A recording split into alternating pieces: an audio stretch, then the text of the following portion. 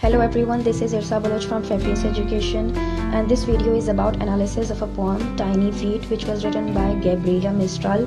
And this poem was actually written in Spanish, but later on it was translated into English. This poem is about poverty and poor children, and also society which should be helping these children but is actually ignorant to these issues. The poet has actually lived in a life in a very miserable condition, and so is aware of the harsh environment where the children are living, and such children should be given chance to prove themselves.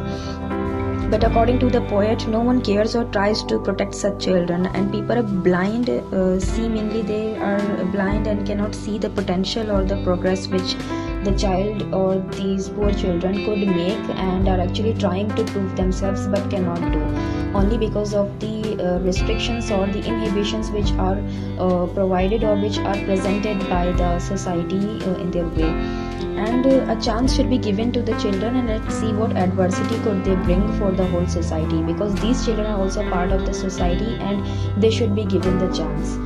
But due to their economic and or financial condition, they cannot prove themselves. In this poem, imagery is used, and the poet has presented this poem in such a way that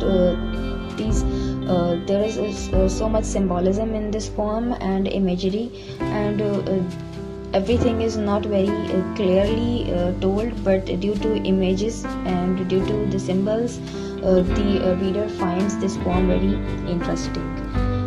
Please like this video and share it with your friends, and please do comment and subscribe the channel if you find this video helpful and useful.